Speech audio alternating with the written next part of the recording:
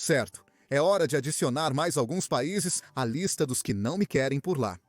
Esta é The Line, uma cidade de 170 quilômetros de comprimento e 500 metros de altura no deserto, proposta pelo governo da Arábia Saudita como parte do projeto NEOM, que supostamente também incluirá uma cidade portuária e um resort futurista nas montanhas, além de uma seleção de projetos menores na mesma área. A proposta do NEOM é apenas a mais recente de uma longa linha de projetos extremamente ambiciosos e caros empreendidos por essa região rica em petróleo, alguns dos quais se tornaram ícones globais do excesso, outros eternamente presos no meio do desenvolvimento, e a maioria que nunca sairá do papel. Há uma longa lista de pessoas muito mais qualificadas e bem mais engraçadas que comentaram os problemas desses projetos e das cidades que se formaram ao redor deles do ponto de vista urbanístico e arquitetônico. Mas os países seguiram com suas ambições mesmo assim. Então, o que está acontecendo aqui? Por que esses países precisam construir projetos tão caros e ineficientes? Bem, você deve ter adivinhado que é tudo sobre economia. A explicação típica é que esses projetos atrairão turistas, o que subsidiará as economias desses países quando o petróleo acabar, ou deixar de ser demandado no mesmo nível que hoje. Os Emirados Árabes, o Catar e a Arábia Saudita apostaram fortemente nessa ideia, gastando bilhões em projetos impressionantes e subsidiando companhias aéreas globais para levar turistas às suas cidades, mesmo que seja apenas em uma rápida escala. Mas será que isso vai funcionar? A verdade inconveniente é que, provavelmente não. Na verdade, todo esse gasto extravagante só vai fazer com que eles queimem sua riqueza do petróleo ainda mais rápido, aproximando-os do dia em que não terão renda para sustentar o estilo de vida ao qual seus cidadãos se acostumaram. Isso, obviamente, levanta questões sobre motivos alternativos, que giram em torno de líderes não eleitos construindo castelos na areia para inflar seus próprios egos, mesmo que isso custe a prosperidade de longo prazo da nação. Esperançosamente, claro, isso não acontecerá.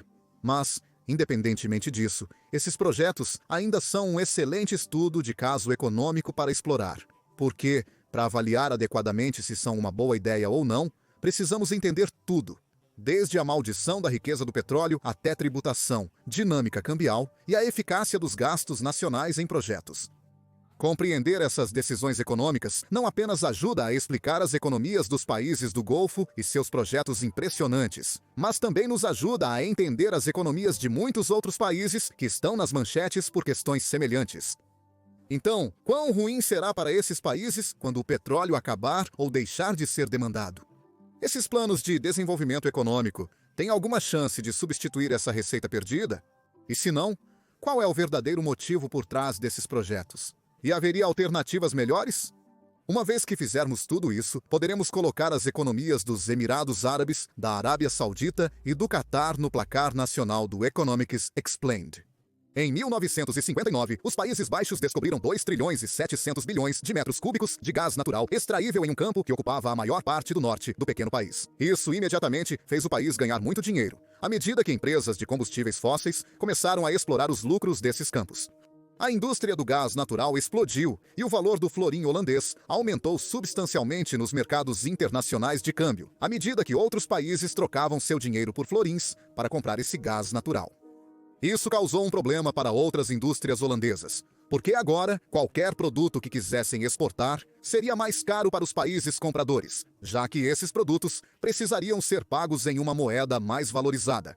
As indústrias locais também passaram a ter dificuldade em vender seus produtos internamente, porque os holandeses podiam usar sua moeda mais forte para importar produtos de países com moeda mais fraca.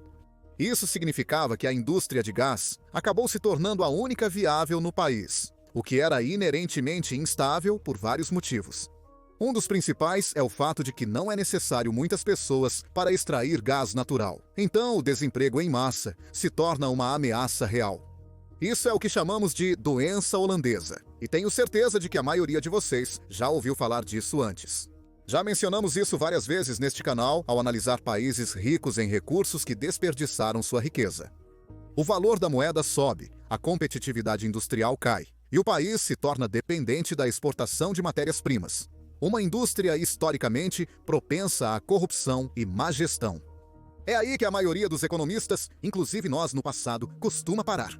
Mas há um pouco mais para entender sobre a doença holandesa que pode nos ajudar diretamente a explicar esses projetos luxuosos no deserto. A explicação da valorização cambial é bem elegante. E no curto e médio prazo, tão precisa quanto a maioria das pessoas precisa. Mas se você pensar nisso por muito tempo, pode começar a ver alguns problemas. O valor de uma moeda é meio como o valor de uma ação, completamente sem sentido se você não considerar o contexto desses valores. As ações da Microsoft são negociadas por cerca de $240 e as do Google por $100 no momento da produção deste vídeo, mas isso não significa que a Microsoft vale 2,5 vezes mais do que o Google. $1 americano compra 144 ienes japoneses, mas só porque a moeda japonesa vale menos, não significa que o país tem exportações mais competitivas.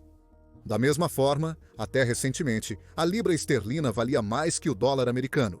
Mas os trabalhadores britânicos não eram, por isso, mais caros de empregar. Eventualmente, essas coisas se equilibram.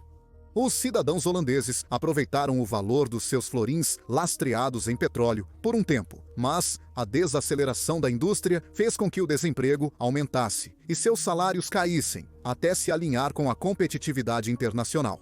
A causa real da doença holandesa é um pouco mais interessante. Vamos entrar aqui em algumas teorias econômicas bem avançadas, mas fique comigo, e você provavelmente sairá entendendo mais sobre indústria e comércio globais do que muita gente importante que toma decisões por grandes empresas e países inteiros. Doença holandesa é só um nome chamativo que a revista The Economist deu ao teorema de Rybczynski sobre os efeitos da dotação dos fatores de produção sobre os bens produzidos. Você pode entender por que precisaram de um nome chamativo. Esse teorema analisa os fatores de produção, terra, trabalho e capital, e avalia como uma mudança nesses fatores resultará em uma mudança nos bens produzidos por uma economia. Toda a economia está limitada pelo que é conhecido como fronteira de possibilidades de produção. Esse é um limite além do qual uma economia simplesmente não consegue produzir mais coisas porque já utilizou todos os recursos disponíveis da forma mais eficiente possível. Bons economistas, portanto, precisam tomar decisões sobre o que produzir e o que não produzir, porque fazer algo como um carro vai consumir terra, trabalho e capital, que não poderão ser usados para produzir outras coisas, como, digamos, computadores. Esse é o fundamento do custo de oportunidade. Tudo o que uma economia produz vem às custas de deixar de produzir outra coisa. Terra e trabalho são bem autoexplicativos, e capital é simplesmente qualquer coisa que possa ser usada para produzir algo de valor. Uma fábrica cheia de equipamentos industriais é capital. O computador em que estou escrevendo este vídeo agora é capital. Um portfólio de ativos financeiros é capital, porque gera valor ao pagar dividendos. Até dinheiro é capital, porque pode ser usado para comprar coisas que produzem outras coisas. Agora, o detalhe aqui é que uma economia normalmente não esbarra em limites de produção baseados em todos os fatores de produção ao mesmo tempo. Para algo como produção de alimentos, uma economia ficará sem terras boas antes de ficar sem capital ou mão de obra. E para algo como serviços financeiros, a economia ficará sem mão de obra qualificada e capital antes de ficar sem terra. Todos os maiores bancos do mundo juntos poderiam caber várias vezes na média de uma fazenda de gado australiana. A produção de alguns bens é limitada pela falta de capital, outros pela falta de mão de obra e outros pela falta de terra. Imagine uma economia que precisa escolher entre produzir bens de consumo ou petróleo. Se ela direciona seus recursos para produzir mais bens de consumo, terá menos recursos restantes para produzir petróleo e vice-versa. Custos de oportunidade. Bens de consumo são limitados por trabalho e capital. Você precisa de pessoas e fábricas para fazer esses itens de forma eficiente. Já a produção de petróleo é principalmente limitada por terra. Se você não tem petróleo no seu solo, pode usar toda a infraestrutura e mão de obra que quiser. Você não vai produzir petróleo. Normalmente, esses três fatores de produção seriam usados para criar uma única fronteira de possibilidades de produção. Mas lembre-se, é improvável que uma economia atinja esses limites ao mesmo tempo. Então, vamos assumir que trabalho e capital são perfeitamente intercambiáveis para ambos os produtos e traçar um limite separado para a terra. Se seguirmos a linha interna que essas limitações específicas criam, temos novamente a fronteira de possibilidades de produção. Qualquer ponto abaixo dessa linha é alguma combinação de bens de consumo e petróleo que a economia pode produzir. E qualquer ponto acima da linha é uma combinação além da capacidade da economia, porque ela não tem capital e trabalho suficientes, ou terra suficiente. A economia encontra um ponto de equilíbrio ideal onde essas duas limitações se cruzam. Ela produz alguns carros e extrai algum petróleo dos poucos campos disponíveis, utilizando totalmente a terra, o trabalho e o capital. Mas digamos que essa economia descubra repentinamente outra enorme reserva de combustíveis fósseis. O que isso representa no gráfico é a restrição de terra se deslocando para fora. Porque, embora o país não tenha adicionado mais hectares ao seu território, a terra que ele possui se tornou mais produtiva por estar cheia de petróleo. Agora podemos desenhar uma nova fronteira de possibilidades de produção e você notará que o ponto de interseção se deslocou. Se olharmos para a composição de bens de consumo versus petróleo na economia, então, obviamente, a produção de petróleo aumentou porque há mais petróleo para extrair. Mas, apesar de a economia ter se tornado mais rica no geral, a produção de bens de consumo caiu. Mas por que isso aconteceu?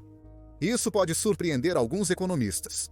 Mas só porque algo funciona em um gráfico de mercado ou de fronteira de produção, não significa que funcione no mundo real. E ainda, é muito importante explicar como isso acontece na prática. Neste exemplo, a indústria do petróleo atrai capital e trabalho que teriam sido usados para produzir bens de consumo, porque um investidor vai lucrar muito mais com uma plataforma de petróleo de 100 milhões de dólares do que com uma fábrica de brinquedos do mesmo valor. Esse é o capital. E os trabalhadores também vão ganhar muito mais em uma plataforma do que em uma linha de produção. Esse é o trabalho. O teorema de Rybczynski mostra, portanto, que a riqueza em recursos naturais impacta a oferta de outros bens e serviços no longo prazo, bem como a demanda de mercado por esses bens no curto prazo, devido às flutuações cambiais. Certo, agora você tem uma compreensão bastante avançada do que acontece quando uma economia muda seu foco industrial. Então, vamos usar esse novo conhecimento para entender as decisões dos estados do Golfo. A doença holandesa é ruim, não importa a causa. Dependência excessiva de uma única indústria, mesmo que ela não seja insustentável por natureza, causa muita instabilidade econômica. Economias de indústria única se tornam dependentes dos preços das commodities, e sua prosperidade acaba sendo determinada por quanto conseguem vender um barril de petróleo. Então, a palavra-chave é diversificação, e existem duas formas de alcançá-la: aumentar o capital ou aumentar a produtividade do trabalho. Se olharmos para países ricos em petróleo, que se tornaram fracassos econômicos, como a Venezuela, frequentemente vemos que os governos foram tentados a usar as receitas do petróleo para elevar imediatamente o padrão de vida do povo com programas de assistência generosos e indiscriminados. Isso pode ser muito tentador, especialmente se o país for muito pobre, mas não resolve nenhum dos problemas econômicos estruturais decorrentes da riqueza em recursos naturais. Agora, é claro, eu preciso falar da Noruega. De todos os países do mundo, a Noruega é o melhor exemplo de uso inteligente da riqueza em recursos naturais. Antes de descobrir petróleo, sua economia era bastante pequena e focada principalmente na pesca e na manufatura leve, mas então descobriram petróleo. Seus limites de capital e trabalho eram bastante apertados. Sua população era razoavelmente educada, mas ainda muito pequena. E o país não tinha a infraestrutura necessária para competir com as grandes potências europeias na maioria dos setores de manufatura ou serviços. A descoberta de petróleo ampliou os limites de terra, o que deslocou suas indústrias tradicionais. O desafio, então, passou a ser aumentar os limites de capital e trabalho para compensar. A maneira mais fácil de fazer isso foi pegar o dinheiro recebido da empresa estatal de petróleo e dos direitos de exploração e colocá-lo em um fundo soberano.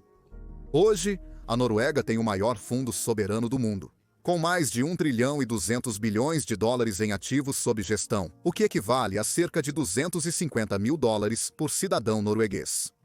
Capital investido ainda é capital. Não é normalmente o tipo de capital que os economistas imaginam, que costuma ser grandes máquinas, fábricas, portos, mas ainda é capital e aumenta a produção da Noruega ao gerar retornos sobre o investimento. O que é realmente genial é que esse dinheiro depois é usado para financiar uma série de serviços sociais, principalmente a educação. Pessoas mais bem educadas contribuem mais para a produtividade do trabalho, e assim, a Noruega melhorou seus limites de capital e trabalho.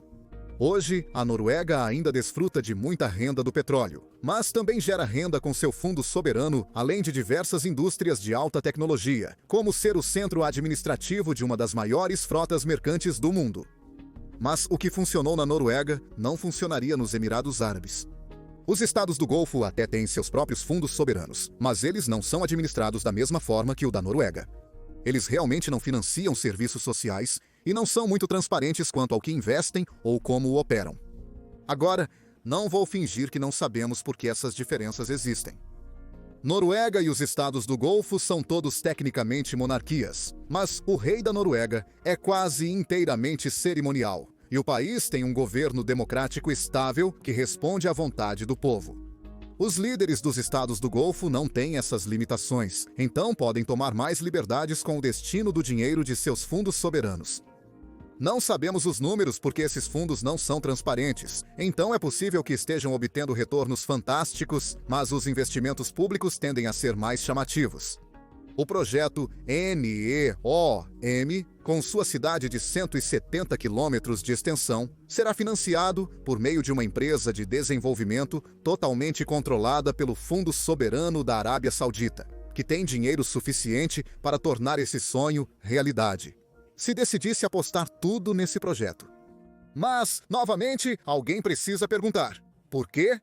As renderizações são muito bonitas, mas a maioria das estimativas diz que esse projeto custará quase $1 trilhão e não trará nenhuma melhoria significativa de qualidade de vida em relação a uma cidade tradicional que poderia ser desenvolvida a 1/10 do custo. A explicação simples é: ditador cabeça lisa quer um brinquedo brilhante. Isso, para ser honesto, provavelmente é verdade. Mas vamos dar a eles o benefício da dúvida por um momento. Será que isso faz sentido econômico? Para fazer uma avaliação justa, vamos voltar à fronteira de possibilidades de produção. Os estados do Golfo têm populações nativas muito pequenas, e antes de venderem petróleo, também tinham capital muito limitado. Ao mesmo tempo, suas terras eram em grande parte desertos inóspitos, então suas fronteiras de produção eram muito restritas. Quando descobriram petróleo em suas terras, o valor dessas terras cresceu tremendamente por estarem cheias de uma fonte de energia altamente demandada. Mas os problemas de força de trabalho pequena e não qualificada e de capital limitado permaneceram. A maioria das economias tem dificuldade em encontrar empregos suficientes para os trabalhadores. Os estados do Golfo têm dificuldade em encontrar trabalhadores suficientes para preencher todos os empregos que suas economias podem criar. Os países conseguiram contornar essas limitações, convidando empresas estrangeiras de petróleo para fornecer seu próprio capital e mão de obra. Mas essas empresas só se interessavam em fazer isso para produzir petróleo. Então, embora a economia tenha crescido, ela se tornou totalmente dependente desse único recurso. Felizmente, os estados do Golfo receberam receita do petróleo, que, como aprendemos, é apenas outra forma de capital. Infelizmente, não importa quanto o governo investisse nas indústrias tradicionais da nação, elas nunca conseguiriam competir com a produção de petróleo. Dubai, antes do petróleo, era um porto de pesca não industrial, e a Arábia Saudita era composta em grande parte por tribos nômades com uma indústria turística que dependia quase exclusivamente das peregrinações muçulmanas a Meca. Os países não tinham indústrias regulares que pudessem expandir para competir com o petróleo, então tiveram que construí-las do zero. E como o petróleo é tão lucrativo, não existem muitas indústrias modernas que possam competir com ele realisticamente. As maiores indústrias da Noruega, fora o petróleo, agora são navegação, turismo e serviços administrativos. Finanças será uma aposta difícil para os estados do Golfo, que ainda são em sua maioria muçulmanos, o que significa que seus bancos têm limitações quanto a cobrar ou pagar juros, considerados usura pelos ensinamentos do Islã. Eles ainda têm grandes bancos locais, mas com essas limitações do financiamento islâmico, será muito difícil competir internacionalmente com bancos tradicionais. Eles investiram pesado em transporte marítimo, mas, em vez de transportar contêineres, estão transportando pessoas pelo céu. Emirates, Qatar Airways e Etihad são algumas das maiores companhias aéreas do mundo, o que é um ótimo investimento para essas economias por diversos motivos. Além do prestígio que essas companhias trazem a seus países de origem, é uma indústria que não exige muita mão de obra nem se importa com a qualidade da terra. Essas companhias aéreas empregam a maioria de sua força de trabalho fora de seus países, o que significa que não estão sobrecarregando um número limitado de trabalhadores locais. Essas companhias também ajudam a impulsionar a indústria do turismo. Por mais que os estados do Golfo invistam em suas cidades, elas nunca serão destinos turísticos que competem com a Europa Ocidental, América do Norte ou Ásia-Pacífico. O ambiente é quente demais, e fora alguns centros culturais muito importantes, não há muito para os turistas além de hotéis caros e shoppings. Isso atrai algumas pessoas, mas a maioria dos turistas procura algo um pouco mais significativo em suas viagens. Mas tudo bem, os órgãos de turismo desses países sabem disso. Suas cidades são glamurosas o suficiente para entreter as pessoas por alguns dias, o que funciona bem com suas companhias aéreas que depositam turistas em escalas a caminho de seus destinos. Embora os órgãos de turismo também saibam que mesmo milhões de visitantes em escalas de 24 horas por ano não substituirão a indústria do petróleo. Mas tudo bem. Porque os turistas não são o público-alvo principal desses projetos. As empresas são. Os Emirados Árabes, em particular, têm oferecido incentivos bastante generosos para as empresas se estabelecerem no país. As empresas trazem trabalhadores e os trabalhadores gastam dinheiro na economia local com tudo, desde habitação até alimentos. Mas incentivos fiscais sozinhos não são suficientes para atrair os tipos de negócios que os estados do Golfo querem para uma região do mundo que a maioria das pessoas associa com instabilidade e guerra, mesmo que essa não seja uma avaliação totalmente justa. As empresas precisam ver que podem ganhar dinheiro primeiro, antes que as baixas taxas de impostos signifiquem algo, e é aí que entram esses megaprojetos. Construir algo como a Palm Jumeirah exigiu a cooperação de centenas de empresas e milhões de trabalhadores. Mesmo quando estiverem concluídos, haverá cadeias internacionais de hotéis, empresas de desenvolvimento imobiliário, escritórios de advocacia, jardineiros e tudo mais necessário para manter esses desenvolvimentos com aparência de classe mundial. Isso cria uma indústria que, assim como o petróleo, vale a pena para as empresas importar seu capital e mão de obra para o país para aproveitar. Uma vez que grandes empresas se estabeleçam, pequenas empresas de serviços podem se formar ao redor delas, e muito rapidamente o país pode desenvolver um ecossistema de negócios vibrante onde antes havia apenas areia. Grandes projetos e a promessa de projetos ainda maiores no futuro é uma maneira muito eficaz de atrair empresas a estabelecerem escritórios, que esperançosamente continuarão a operar muito depois que o petróleo acabar. Basta olharmos para lugares como Singapura e a antiga Hong Kong para ver que ser um bom lugar para fazer negócios pode ser muito lucrativo. Uma vez que essa massa crítica de atividade empresarial seja estabelecida, os Emirados têm muitas vantagens a seu favor. Essas companhias aéreas internacionais e aeroportos de classe mundial significam que viajantes de negócios da Europa, América e Ásia podem se reunir facilmente em uma localização central e excitante. As baixas taxas de impostos sempre serão populares. E ainda há a questão da mão de obra barata. A população dos Emirados Árabes é de pouco menos de 9 milhões e 500 mil, o que é um aumento de cerca de 9 milhões e 500 mil desde quando o país descobriu o petróleo no início dos anos 50. Antes disso, a população dos Emirados era de menos de 200 mil. Hoje, a maioria das pessoas que vivem e trabalham no país são expatriados. Muitos desses expatriados são trabalhadores qualificados que vieram para gerenciar as empresas que estão aproveitando a corrida do ouro do petróleo e do desenvolvimento. Mas a maioria são trabalhadores não qualificados, ganhando muito pouco, trabalhando em condições deploráveis, sob circunstâncias que significam que estão efetivamente presos lá indefinidamente. O quanto eu tento me ater à macroeconomia impiedosa. Então, sim, talvez essa fonte de mão de obra barata seja uma ótima maneira de concluir esses projetos sem gastar muito com trabalhadores tratados de maneira humana. Se os estados do Golfo conseguirem se transformar com sucesso na Singapura do Oriente Médio, tenho certeza de que muitos desses trabalhadores serão silenciosamente enviados de volta para casa e a fachada dourada de brilho e glamour permanecerá intacta. Eu só espero que mais pessoas sejam conscientizadas sobre isso e se importem o suficiente para que se torne negativo para as empresas estabelecerem operações nesses países devido à má publicidade que isso traria. O que espero forçaria os países a proibir essa prática completamente. Infelizmente, por agora, a maioria das pessoas parece estar alheia a isso, ou não se importa o suficiente para que seja um problema grande o suficiente para afetar mudanças significativas. Ok, agora é hora de colocar os Emirados Árabes, a Arábia Saudita e o Catar no placar nacional do Economics Explained. Começando, como sempre, com o tamanho.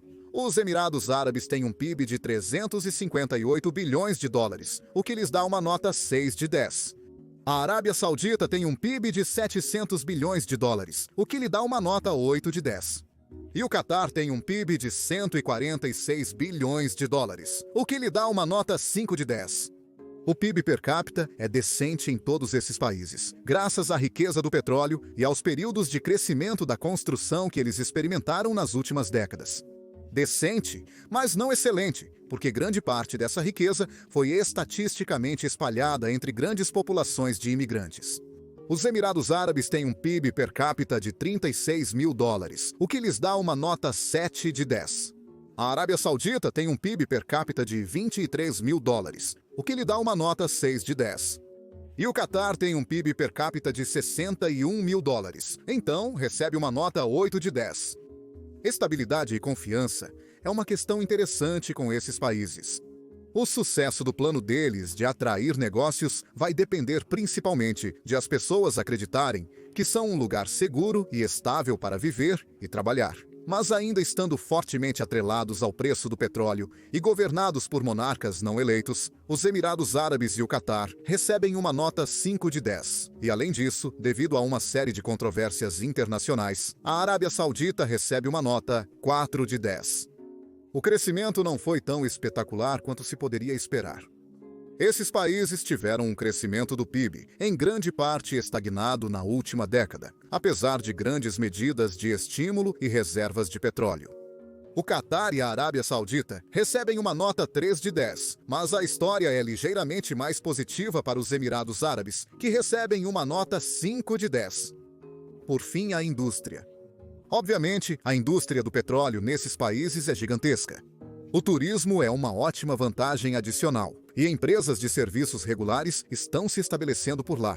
Mas tudo isso ainda depende da indústria do petróleo por enquanto. Se essas indústrias conseguirem se tornar autossuficientes, essas notas irão melhorar drasticamente. Mas, por agora, todos esses países recebem uma nota 6 de 10. No total, isso dá aos Emirados Árabes uma nota média de 5,8, ao Catar uma nota média de 5,4 e à Arábia Saudita também uma nota média de 5,4 de 10. Agora, se alguém puder me recomendar uma companhia aérea que voe para a Europa sem escala no Golfo, eu ficarei muito grato. Obrigado por assistir, amigo. Tchau!